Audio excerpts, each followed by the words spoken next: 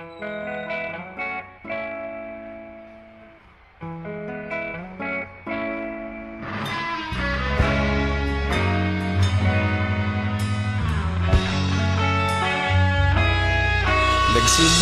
ang lahat sa eskwela, nagsama-samang 12 sa kalokohan at sa tuksuhan, hindi maawat sa isa't isa.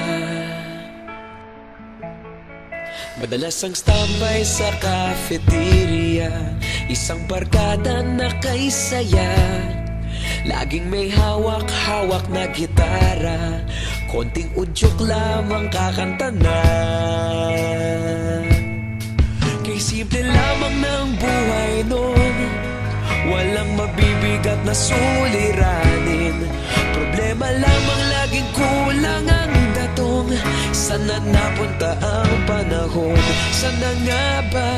Sana nga ba? Sana napunta ang panahon? Sana nga ba?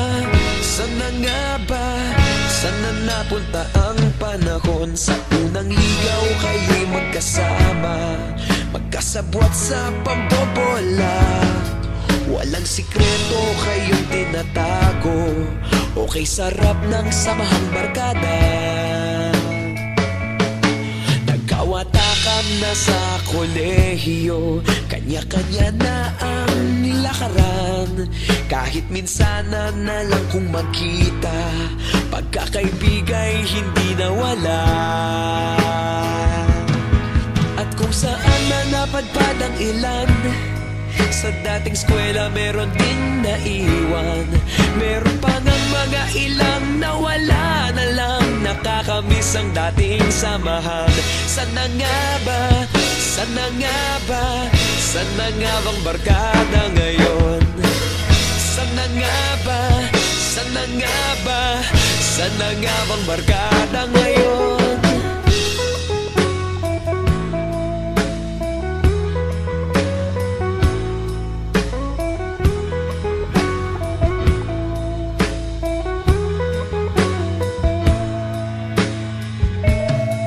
Ilang taon din ang nakalipas, wala pa sa aming tatay na nagsusumikap upang yumaman at guminhawang kinabukasan.